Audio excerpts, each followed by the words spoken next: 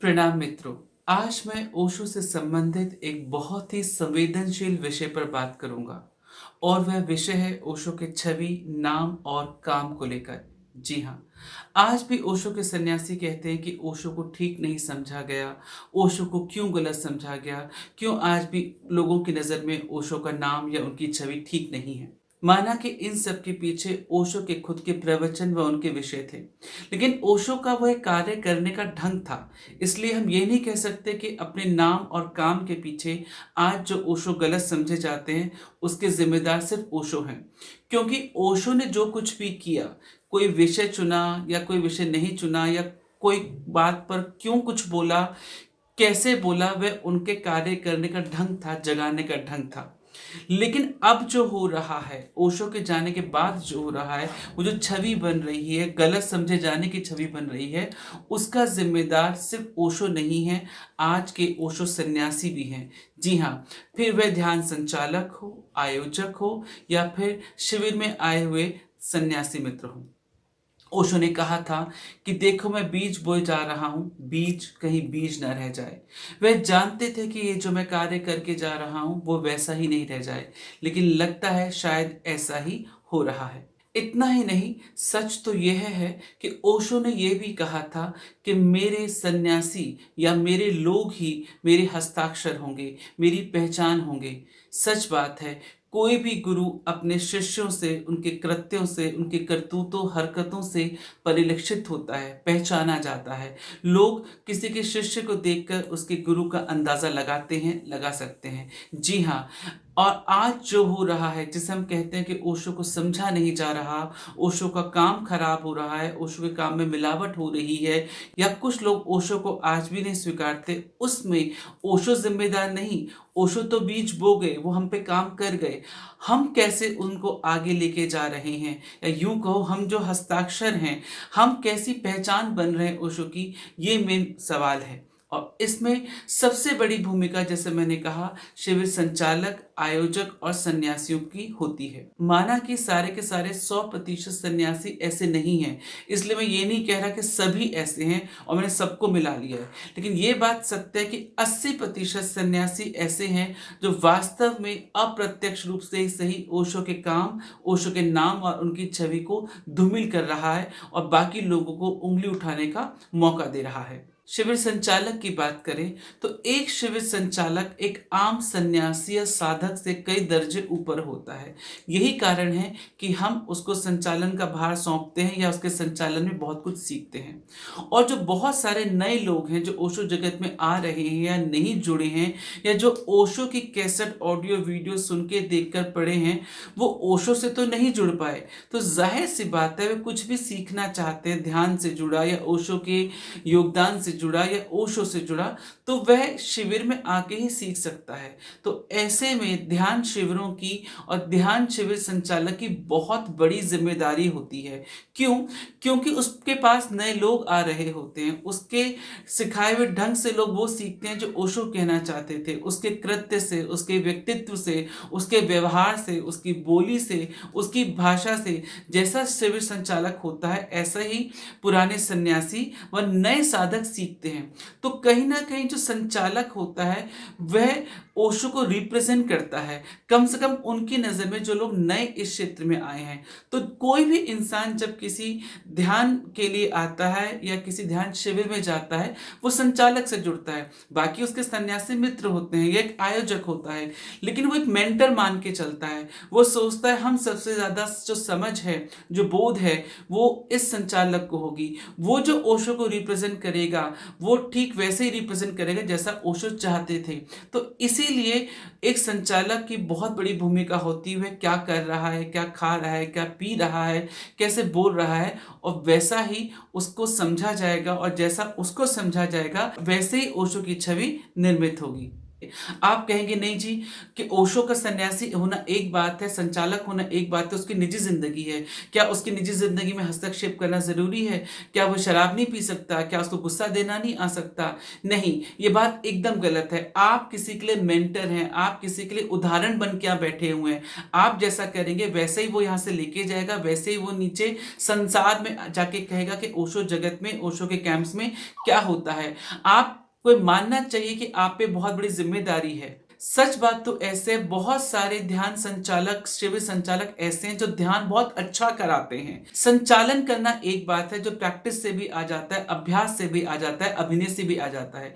लेकिन वास्तव में चरित्र होना दूसरी बात है। ऐसे बहुत सारे संचालक हैं जो अपने शिविरों को चलाते तो बहुत अच्छा है, लेकिन जब वे बाहरी रूप से प्रकट होते हैं तो उनकी छवि कुछ और बनती है। ध्यान कराना, ध्यान अच्छा कराना एक बात है और ध्यान को उपलब्ध हो जाना दूसरी बात है। प्रेम की बातें करना, प्रेम सिखाना एक बात है और खुद प्रेम की मूर्ति बन जाना दूसरी बात है। कुछ घंटों के लिए अच्छी बात करना और परमानेंट अच्छे हो जाना दूसरी बात है। तो इस भेद को हर शिविर संचालक को समझना चाहिए, अपनी जिम्मेदारी को समझना चाहिए। संचालक को समझना चाहिए कि जो एक शिविर होता है वह एक सामूहिक क्रिया होती है, एक सामाजिक क्रिया होती है, वह उसकी कोई निजी जिंदगी नहीं होती। निजी जिंदगी में एक संचालक कुछ भी खाए पिए, कुछ भी करे, गाली बके, हालांकि वो गलत है, क्योंकि संचालक को वैसे ही होना चाहिए, पर्दे के पीछे भी पर्दे के आगे भी। मैं तो उसके पक्ष में हूं। लेकिन मान के चलो वह भी अपनी यात्रा में है और इतना नहीं सध पाया है, तो उसको समझना चाहिए निजी जिंदगी और सार्वजनिक जिंदगी में भेद करना आना चाहिए। जब संचालन कर रहा होता है, वो किसी शिविर में होता है, वो उसका निजी शिविर नहीं होता, वह ओशो जगत का एक शिविर होता है, वो उसकी छवि को कैरी कर रहा होता है। तो आप ये नहीं कह सकते वो संचालक की अपनी निजी जिंदगी है। जो शिविर होता है वो एक सामूहिक और एक सामाजिक गतिविधि है। आप जो करते हो वैसा वो प्रकट होता है और वैसा ही वो संसार में जाता है और बाकी लोग का अनुभव बनता है, और वही अनुभव ओशो की छवि, ओशो के कैंप की छवि, ओशो जगत की छवि को प्रकट करता है। दूसरे होते हैं ध्यान शिविर में आए सन्यासी मित्र। जी हाँ, बहुत सारे मित्र ऐसे होते हैं जो पहले भी शिविर ले चुके होते हैं, तो उनके लिए शिविर नया नहीं होता।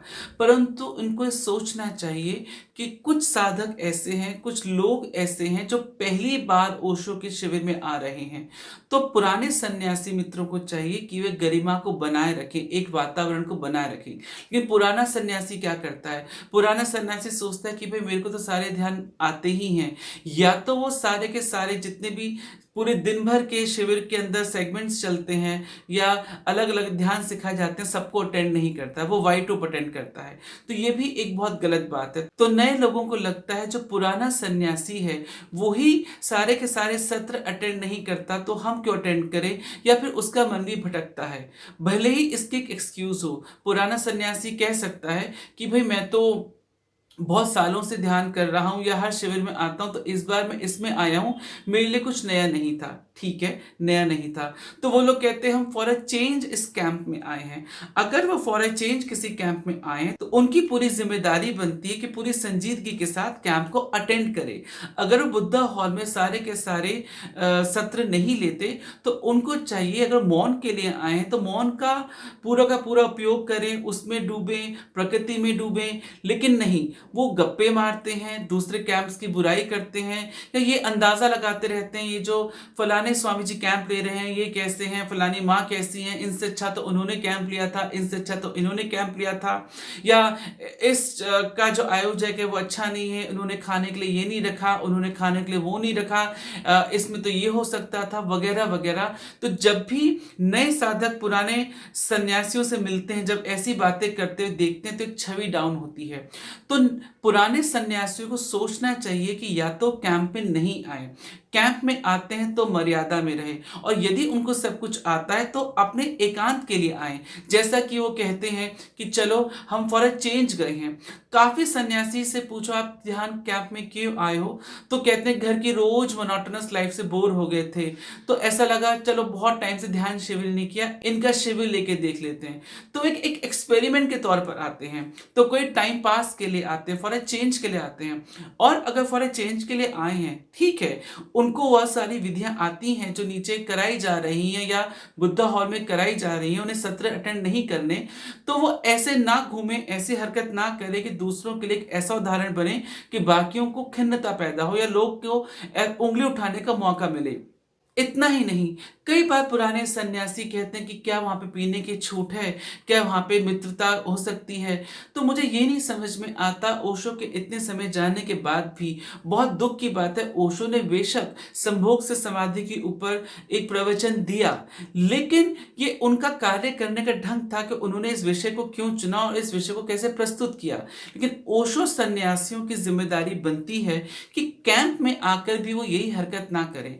अब आप बोलेंगे ओशो का सन्यासी होकर शशिकांत ऐसे बोल रहा है। जी हाँ, माना कि आपको सिगरेट शराब पीने की स्वतंत्रता है, माना कि आपको दोस्ती करने की स्वतंत्रता है, कोई परहेज नहीं है, ओशो का सन्यासी बहुत प्रौढ़ बुद्धि का है, लेकिन जो नया साधक आया है उसको समझने में टाइम लगेगा। आप जो दोस्ती कर रहे हैं या जो गुटबाजी कर रहे हैं या जो ओपन में या ओपन में ना सही अपने कमरे में बेशक आप शराब सिगरेट पीते हैं, तो जब बाहर आते हैं तो नए साधक को या बाकी साधक को दिखता है तो छवि खराब होती है। तो वो क्या लेके बाहर जाता है कि हम भाई ओशो के आश्रम में गए थे, उस शिविर में गए थे, वहां तो लोग पिए हुए थे, या ऐसा भी लोग करते हैं। वो अभी उस तल पे नहीं पहुंचा है, तो या तो उस तल पे पहुंच जाए, और दूसरा फिर अगर आपको यही सब करना है, अगर आपको लड़कियां ढूंढनी है या वैसा वैसा किसी सन्यासन को पुरुष ढूंढना है या अपनी कोई लत मिटानी है, तो उसके लिए आप कैंप नहीं आए। अगर फॉर अ चेंज यहाँ पर आए हैं, संसार से अलग महसूस करने के लिए आए हैं, तो उससे महसूस करें। अगर आप सारे संसार को आपको यही लाना था, मोबाइल को 24 घंटे इस्तेमाल करना है, चुगली निंदा बुराई यही करनी है, फलाने आश्रम फलाने सन्यासियों को भिड़वाना है या उनकी कमियां गिनानी है, तो आपको फिर कैंप में नहीं आना चाहिए। या फिर आपको देखना चाहिए आपके आसपास कौन से नए मित्र बैठे हैं, वो यहाँ से जब जाएंगे वो कौन सी छवि लेकर जाएंगे। और रही बात इस बात की शराब सिगरेट पीने की, ओशो ने यह भी कहा था कि नशा शराब का तो बहुत छोटा है, आज पीते हो कल उतर जाता है, लेकिन अगर तुमने परमात्मा को चखा है, परमात्मा की शराब चखी, तो उसका नशा कभी नहीं उतरता। तो फिर तो एक और सवाल बनता है सन्यासी के लिए कि इसका मतलब वो अभी तक संसार की शराब पे ही अटका हुआ है, बोतल की शराब पे ही अटका हुआ है, उसने अभी तक परमात्मा की शराब जानी ही नहीं। वो क्यों कैंप में आके कैंप को दूषित करता है? वो अभी तक छोटे मोटे नशों से उभरा नहीं है। इसका मतलब वो जो कहता है मैं पुराना सन्यासी हूं, लंबे समय से ध्यान कर रहा हूं, अभी तक उसके दिमाग में संसार की शराब बोतल की शराब नहीं अटी, वो अभी परमात्मा की शराब चखी नहीं चुका। जब उसने परमात्मा की शराब चखी नहीं, तो वह फिर क्यों कहता है कि वो गहरा सन्यासी पुराना सन्यासी है? और अगर है तो फिर इस छोटी शराब के लिए कैंप में क्यों आता है? सिमिलरली अब आप कहोगे कि ओशो का सन्यासी तो स्वतंत्र होता है, ओशो ने कभी भी इस बात को बंधन नहीं माना कि आप इस लड़की से बात नहीं कर सकते, या कोई लड़की स्वामी इस लड़के स्वामी से या इस लड़के से बात नहीं कर सकती, माना। लेकिन ओशो ने यह भी कहा था कि मैं अपने लोग को स्वतंत्रता देता हूं। लेकिन ओशो ने यह भी कहा था कि दूसरे की तलाश इस बात का सबूत है कि आप अपने भीतर के आनंद को नहीं जानते। मैं फिर क्लियर कर दूं, मित्रता करने में कोई प्रॉब्लम नहीं है, आप चाहे महिला ढूंढे चाहे पुरुष ढूंढे, उसमें कोई ऐतराज नहीं है। लेकिन आप कैंप में इसलिए नहीं आए कि भाई यहाँ पे मेरी उदासी दूर होगी, मेरी तन्हाई दूर होगी, कोई लड़का नया मिलेगा, कोई नई लड़की मिलेगी, तो हम देख रहे हैं कि कोई बुजुर्ग हो रहा है तो उसको कोई नया मित्र चाहिए। नहीं, ये कोई मैट्रिमोनियल वर्कशॉप नहीं हो रही है, यहाँ पे कोई ऐसे संबंध नहीं बनाए जाते कि अब तन्हाई मिटाने के लिए, उदासी मिटाने के लिए, लाइफ पार्टनर से थक गए हो उसके लिए आते हो। तभी तो लोग फिर कहते हैं कि इसका मतलब ओशो ने जो कहा था ठीक कहा था। आपको ये तो दिखता है कि भाई अगर आप किसी साथी के साथ खुश नहीं, तो ओशो कहते हैं साथी को छोड़ो, कब तक उसके साथ माथापच्ची करोगे, उसको भी स्वतंत्र करो, खुद भी स्वतंत्र हो। तो इसलिए आपने पार्टनर बदल लिया। लेकिन आपको यही नहीं दिखता, ये समझ में नहीं आया कि ओशो ने ये जो कहा कि आप तब तक दूसरे पर आश्रित रहेंगे जब तक आप भीतर के आनंद को नहीं समझते। तो दूसरी बात भी सिद्ध होती है ओशो सन्यासी के लिए कि अभी तक वह भीतर के आनंद को समझा ही नहीं है, न ध्यान के माध्यम से, न जीवन के थपेड़ों के माध्यम से। वह अभी भी किसी की तलाश में है कि कोई सुख दे दे, कोई दूसरा उसका दुख बाँट ले या नया साथी उसका जीवन बदल देगा। तो यहाँ दोनों ही बातें गलत होती हैं। बेशक आप कहेंगे कि इस चीज़ की स्वतंत्रता होनी चाहिए, लेकिन आपने इसका मतलब परमात्मा की शराब भी नहीं चखी और इसका मतलब आपने भीतर का आनंद भी नहीं चखा। तो इसलिए मेरा आप सब सन्यासियों से, वो कुछ प्रतिशत जो भी हैं, माना कि सही वाले 20% हैं, खराब वाले सॉरी टू से 80% है, उनको सोचना चाहिए। फिर वो ध्यान संचालक हो, चाहे वो पुराना सन्यासी जो कैंप में आया हुआ हो या आयोजक हो, उनको खुद को सोचना चाहिए क्यों इस चीज़ के अलाउ करें कि यहाँ पे सब कुछ अलाउड होगा। भई आप किसी कारण से संसार से हटके 3 दिन के लिए, 5 दिन के लिए, 7 दिन के लिए या 21 दिन के लिए कैंप में आते हैं ताकि आप कुछ चेंज पा सकें, ताकि आप कुछ डिफरेंट पा सकें। लेकिन यहाँ पर भी आकर आपको संसार ही बसाना था, सब कुछ वही हरकतें करनी थी जो आप अपने घर परिवार में करते हो, जो अपने ऑफिस में करते हो, वैसे ही लतों के बीच में रहना था, वैसे ही निंदा बुराई चुगली करनी थी। तो आप कैंप में क्यों आए? आप कैंप क्यों ले रहे हो? कैंप का आयोजन क्यों कर रहे हो? इसलिए वो चाहे कैंप लेने वाला सन्यासी हो या आयोजक हो या कैंप में आया हुआ पुराना सन्यासी हो, इन तीनों की बहुत बड़ी जिम्मेदारी बनती है कि वो ओशो की छवि को आगे लेके जाएं। इसलिए मैं बार बार कहता हूं कि ओशो को जिंदा रखना और सही अर्थ में जिंदा रखना ओशो सन्यासियों के हाथ में है। वास्तव में ओशो का जो सन्यासी ओशो का हस्ताक्षर है। अब हम कैसे हस्ताक्षर बन रहे हैं आप देख लीजिए। हर इंसान का मतलब एक मूलतः तादाद के रूप में है। उसको आज भी ओशो से शिकायत है, आज भी हमें टैग नहीं उठा पाए कि ओशो सेक्स गुरु है, आज भी हमें टैग नहीं हटा पाए कि ओशो के आश्रम में ऐसी गतिविधियां होती हैं। क्यों? उस वक्त क्या होता था वो तो अलग बात थी, ओशो का प्रयोग था। लेकिन आज ओशो के इतने साल जाने के बाद भी जो नए सन्यासी या जो बीच के सन्यासी कर रहे हैं, वो इस बात को स्पष्ट कर रहे हैं या यूं कहो मोहर लगा रहे हैं कि हाँ, वो जो पुराने विवाद थे वो ठीक थे, इनके आश्रमों में यही होता है। तो अगर आपने ओशो को वास्तव में समझा है, ओशो का वास्तव में ध्यान किया है, तो आप ये संसार की शराब और ये रिश्ते बदलने की भूख से ऊपर उठें और ऐसी हरकतें ना करें जिससे ओशो की छवि, ओशो का काम और ओशो का नाम खराब हो। अगर हम पुराने सन्यासियों की बात करें जो ओशो के समय के ध्यान संचालक हैं, विशेषकर मैं संचालकों की बात करूं, अपने वरिष्ठ संचालकों की, उन तक ये ऐसी बातें या उनके शिविर में ऐसा नहीं होता। क्योंकि आप में से बहुत सारे लोग ऐसा सोच रहे होंगे कि हम लोग तो उनके कैंप में गए, ऐसा तो नहीं होता। जाहिर सी बात है, उसके 2-3 कारण है। पहली बात, जो ओशो के समय के संचालक है, उनके प्रति एक सन्यासी का, एक साधक का ऑलरेडी पहले से एक श्रद्धा भाव होता है कि देखिए ओशो के समय के हैं, तो वो उनसे लेने को जाते हैं क्योंकि उन्होंने ओशो को जिया भोगा है। राइट, एक बात। दूसरी बात, वो बहुत बुजुर्ग भी हो गए हैं और आप उनके वक्त की कीमत को, ऊर्जा की कीमत को समझते हैं, इसलिए आप उनसे टू द पॉइंट बात करते हैं, बेवजह की बात नहीं करते। सीनियरिटी को देखते हुए आप उनके आगे झुकते हैं, क्योंकि उनके सफेद बाल हों चाहे सफेद दाढ़ी हो, आप उनके अनुभव को पूछते हैं, उनकी ऊर्जा को पूछते हैं। तो पहले से ही आप माइंड लेके चलते हैं, इनके कैंप में जा रहे हैं, ये कुछ सालों तक हैं, जब तक है इनको पूरा पी लो। बात भी सही है। इसलिए जो हमारे पुराने ध्यान संचालक हैं, ओशो के समय के ध्यान संचालक हैं, उनके साथ हम ये विधियां नहीं देखते। और तीसरी बात, जाहिर सी बात है, वो एकदम बुजुर्ग हैं, 70-80 की उम्र में जी रहे हैं, तो उनसे आपसे सेक्सुअल डिमांड की या रोमांटिक डिजायर को लेके नहीं चलते कि उनके कैंप में जाएंगे और उनसे पूछेंगे बोतल मिल सकती है, बोतल ला सकते हैं या लड़की मिल जाएगी। ये उनके साथ नहीं होता।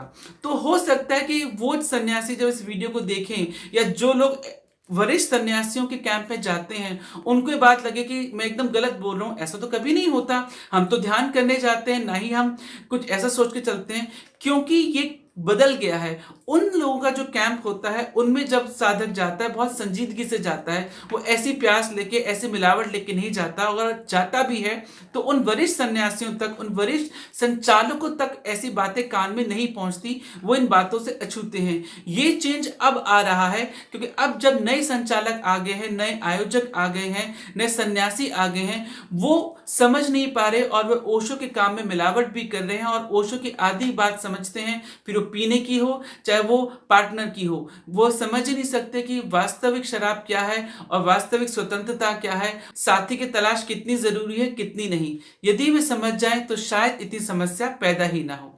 मुझे हैरानी होती है कि आज भी जब कैंप लगते हैं तो बहुत सारे लोगों को यही कहना होता है, स्वामी जी वहाँ पीने की इजाज़त होगी?